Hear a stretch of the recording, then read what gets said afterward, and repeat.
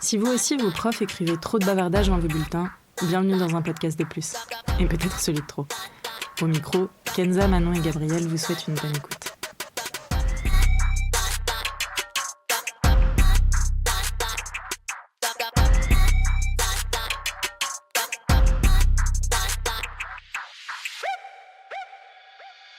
Bonjour à tous, bienvenue dans ce nouvel épisode où on va aborder le fait de devenir adulte. Voilà, ça donne envie, n'est-ce pas? Dit comme ça, c'est sûr.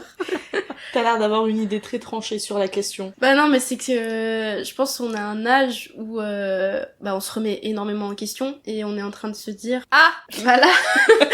C'est la vie d'adulte qui commence, qui frappe à la porte, et faut l'accepter en fait. Moi je sais pas, je suis dans un truc où ça me fait un peu flipper, et que j'ai pas la sensation d'être adulte, et pourtant je suis pas adolescente, je suis pas une enfant, je suis pas une grand-mère. Je sais pas, l'aspect adulte c'est quand même beaucoup de responsabilités, et je sais pas ce que vous en pensez.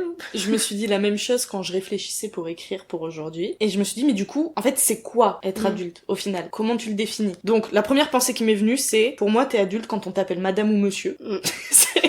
Tu t'appelles monsieur, toi? Non, on m'appelle madame, mais pour les gens qui nous écoutent.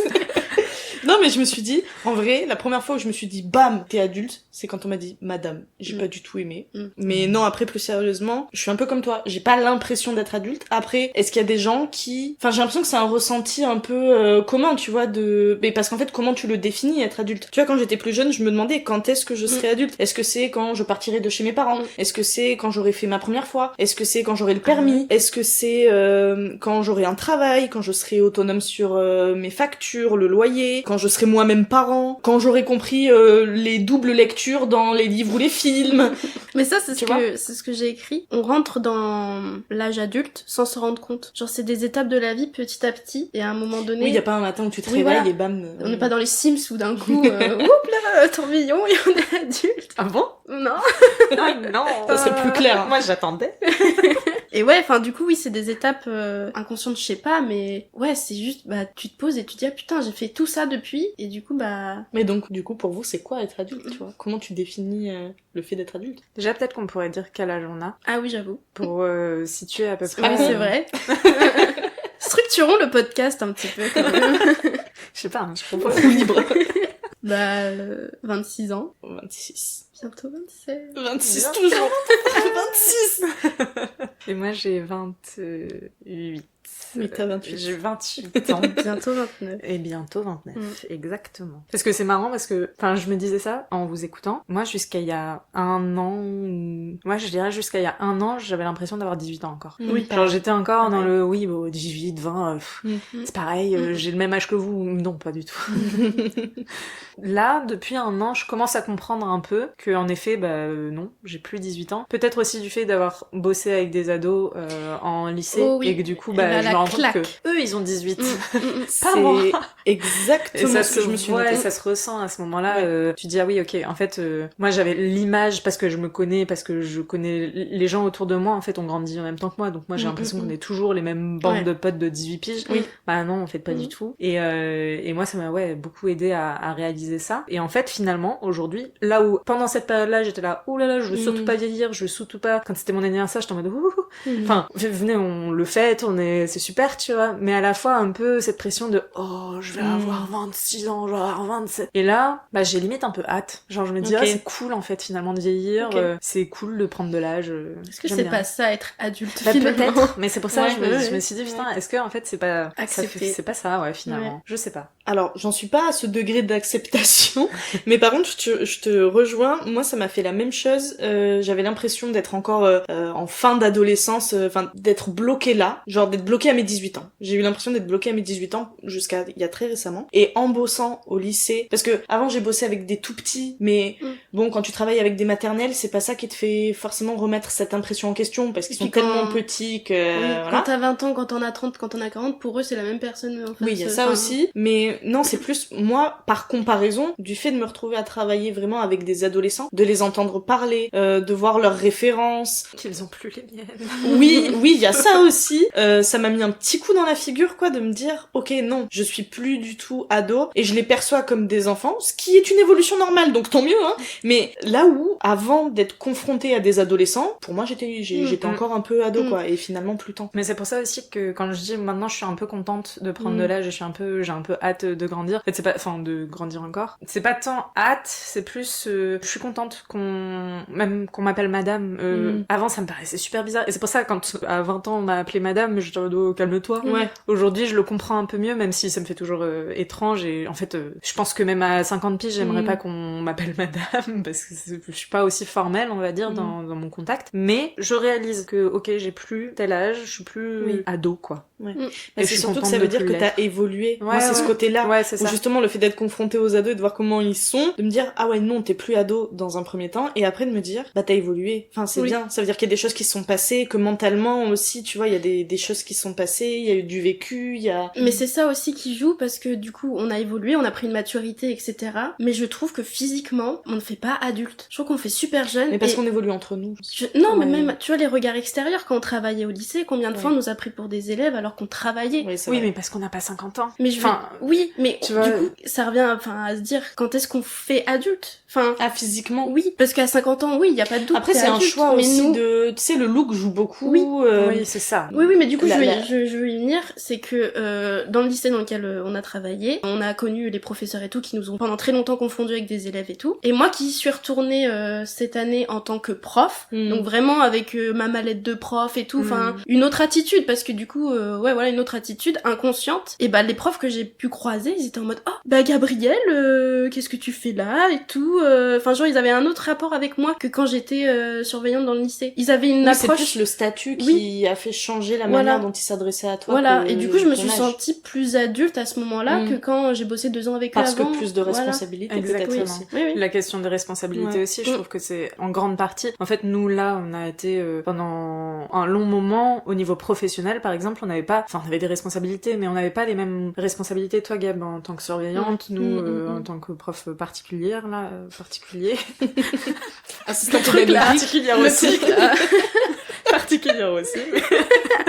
Mais prof particulier, c'est des responsabilités certes, mais nous déjà on n'était pas fixés. On savait que c'était pas notre emploi de vie.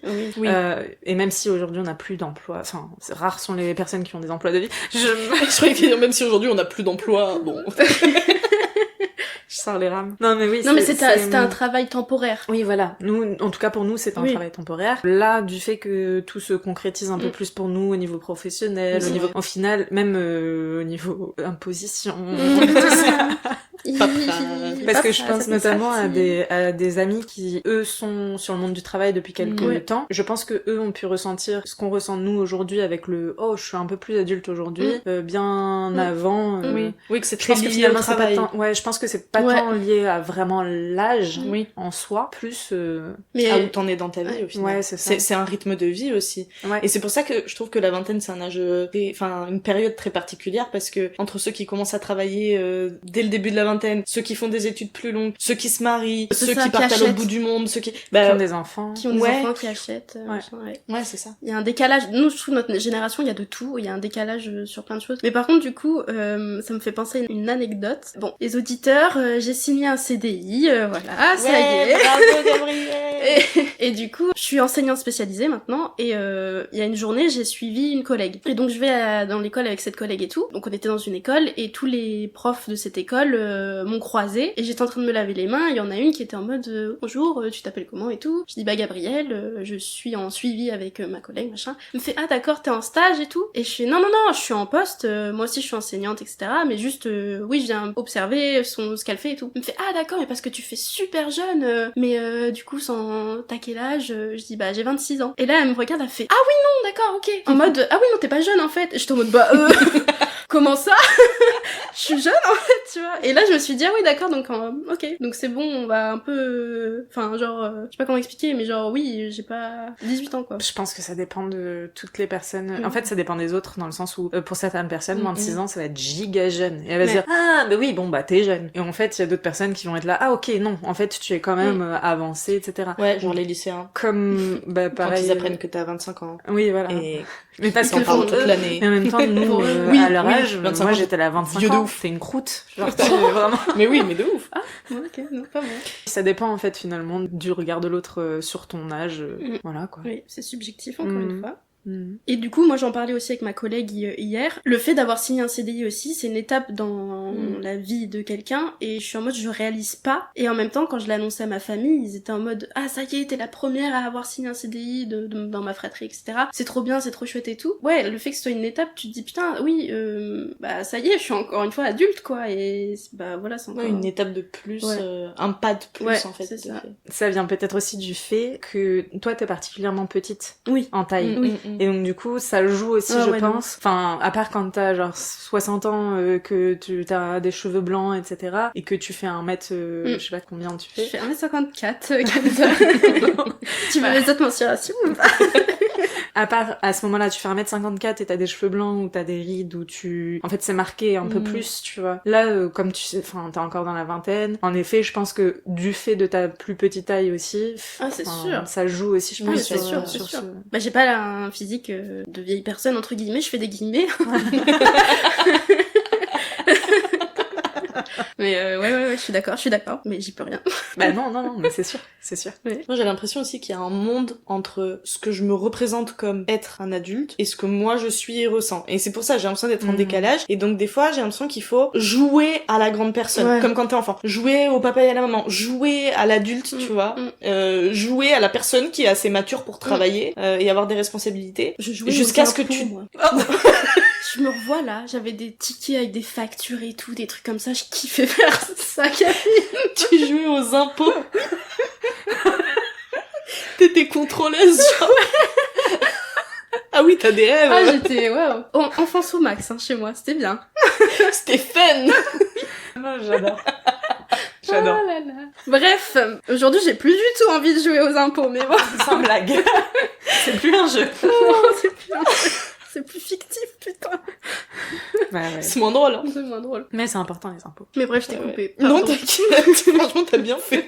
Non, mais je disais que oui, que au final, tout le monde fait un peu semblant jusqu'à ce qu'on se sente assez légitime, mais comme pour tout, comme dès que tu démarres quelque chose où tu peux avoir un syndrome de l'imposteur, mais moi, ça me fait ça avec être adulte. Ouais. Alors, je suis qui, moi, pour être une adulte responsable? Personne. Je saurais pas dire d'où ça vient, par contre. C'est une impression qu'on peut plus ou moins partager. On a pu en parler avec d'autres copains, c'est plus ou moins partagé. Mais je sais que c'est pas non plus le cas pour tout le monde, qu'il y en a justement qui se sentent adultes beaucoup trop jeunes et qui devraient juste pas l'être et c'est la vie qui fait que. Pourquoi j'ai autant de mal avec ça et pourquoi être adulte, enfin ça a été un vrai sujet pour moi même si ça l'est moins maintenant. Pardon maman, je t'aime, mais je me demande s'il y a pas un peu de ça dans le sens où mes parents, mais notamment ma mère, nous couvent quand même beaucoup avec mon frère et ma sœur et font beaucoup pour nous. Et donc quand c'est à nous de le faire, il y a ce truc où il faut toujours commencer à un moment donné et apprendre et il y a des choses que j'ai appris assez tard. Enfin, Qu'on apprend encore. Oui, mais tu vois, par exemple, un truc tout bête, quand j'étais plus jeune, j'ai appris à faire tourner une machine parce que il y avait pas le choix, parce que ma mère avait un souci de santé et ne pouvait pas le faire. Et il a fallu ça pour que j'apprenne à mettre du linge dans une machine et à appuyer sur un bouton. Et j'avais 12 ans ou quelque chose comme ça. Et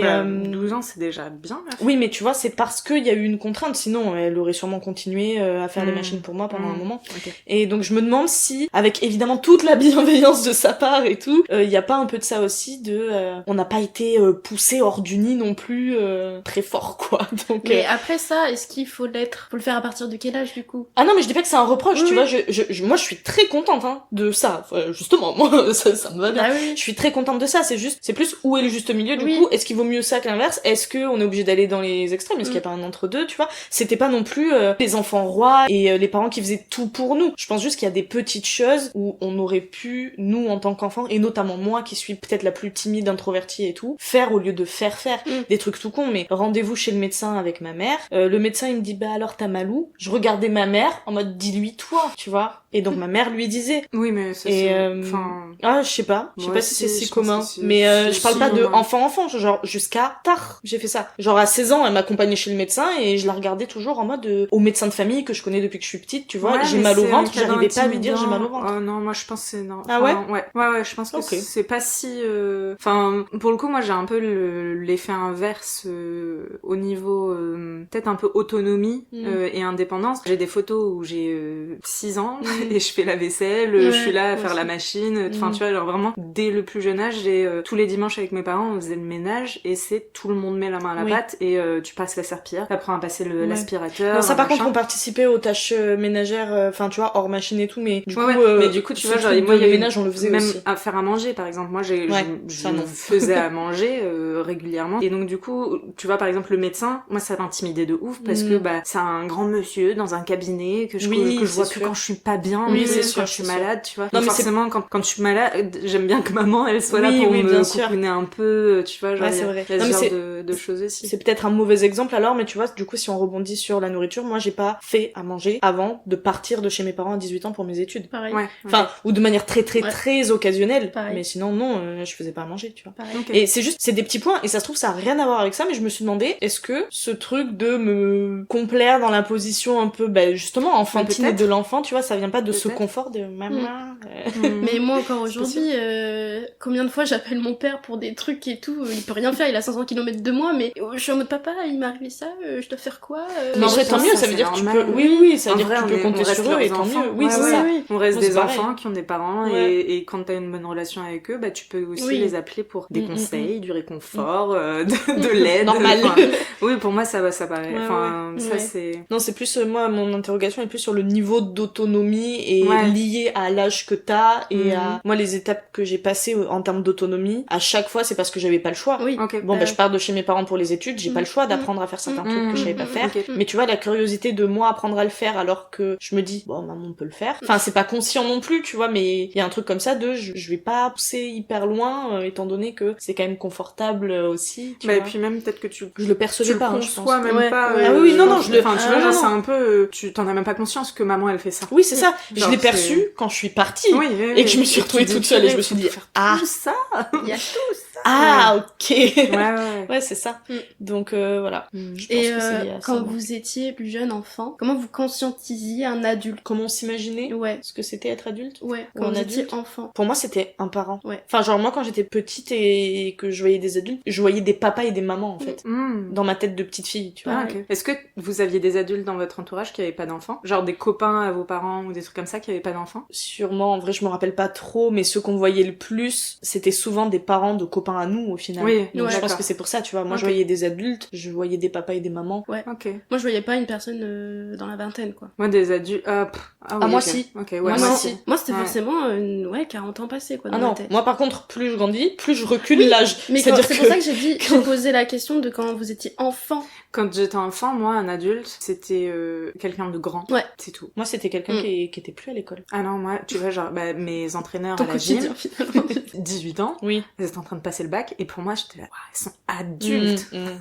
Mais j'ai regardé une vidéo de Pierre Delahousse, d'ailleurs, qui fait une dépression en ce moment, petit cœur, j'ai envie de lui faire des câlins. Et il fait des vidéos où ça s'appelle Ça va aller, et dans l'épisode 6, il se remet beaucoup en question par rapport à tout ça et tout, parce qu'il il est de notre génération avec Manon, il est de la même année que nous. Il dit que du coup, il est en train de prendre conscience que lui aussi devient adulte, etc. Et qu'il avait l'impression que quand on était adulte, on n'était pas heureux. Et qu'il avait tout le temps des adultes qui disaient oh mais profitez de votre jeunesse, machin, parce qu'après quand vous serez adulte, bah vous verrez. Triste. Ouais, c'est super triste. Et, oui, il a associé vraiment le fait d'être adulte à un truc négatif. Et à une source de regret en fait.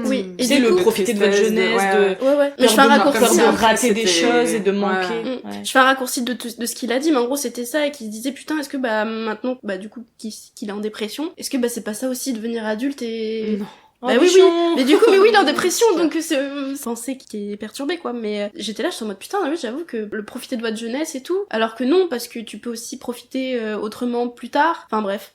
Voilà. Et puis en fait, moi je pense pas qu'il y ait un stade adulte, un stade enfant, un stade... Genre grosso merdo, c'est des états physiques en fait. Enfin finalement, genre l'adolescence c'est le moment de la puberté où t'as des poils qui poussent, où t'as... En fait c'est biologique, mais genre après ça... En termes de développement cérébral aussi. Oui, etc., voilà, c'est ça. Mais en soi, je pense pas que... En fait, je pense pas que devenir adulte implique forcément de lâcher son côté ado ou je sais pas. En fait, je trouve qu'il y a pas de limite en fait finalement. Il y a pas de ça y est, comme on dit, il y a pas de frontière de ça y est, je suis un adulte, j'ai plus le droit de faire ça. Même si en réalité, on le voit, genre par exemple, t'es au restaurant, t'as des enfants qui courent partout et tout machin. Bah tu dis bon c'est des enfants. T'as des adultes qui font la même chose. T'as peur. Qui ne les regarde pas de travers, genre.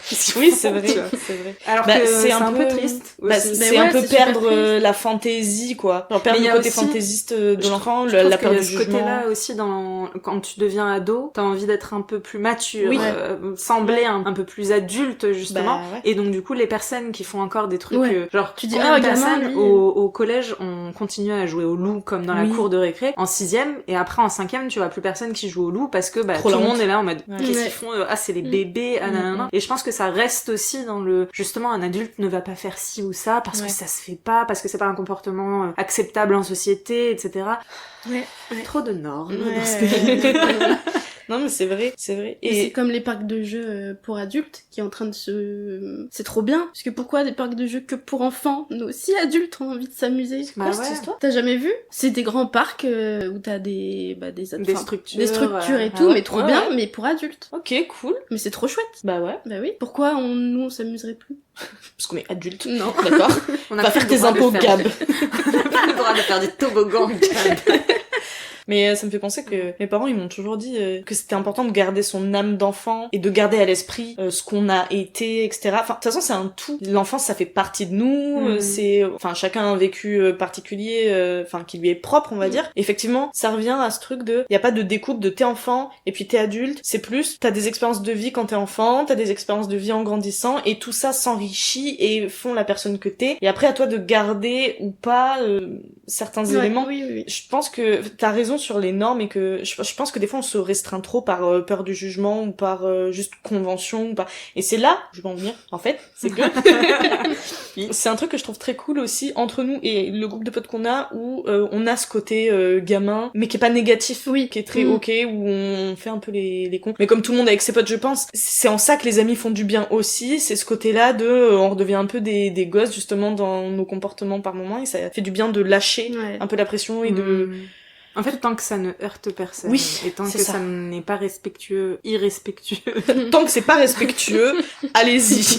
Vraiment, n'hésitez pas, surtout, à manquer de respect. Kenza, les bons conseils, merci.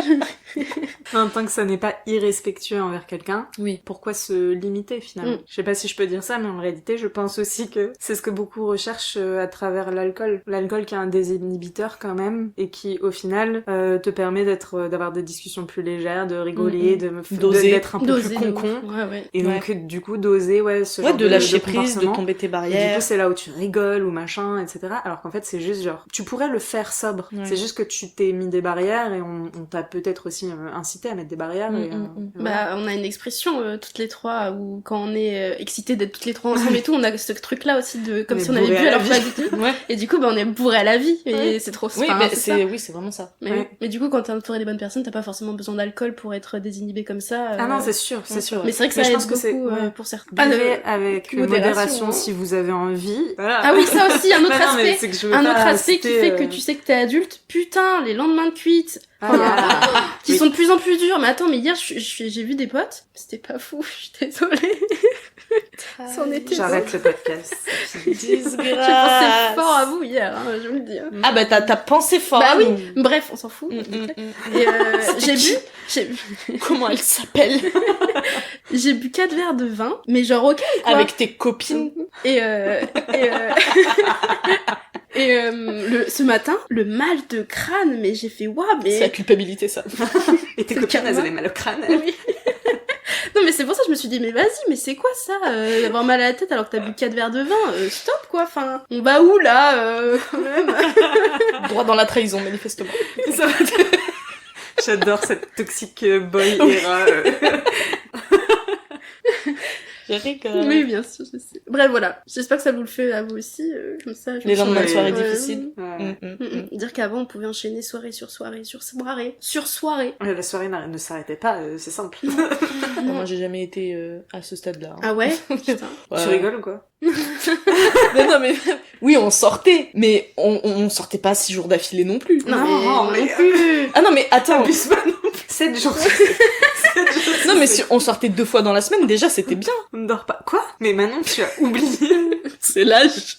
C'est parce que je suis adulte. On en parlera après. Ouais, on en parlera ouais, après. ouais. On en parlera après. Cap, cap.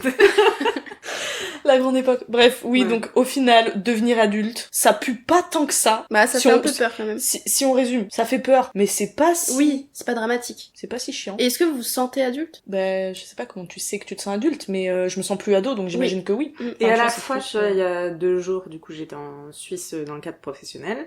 Et je me suis sentie un peu... genre, je me suis dit...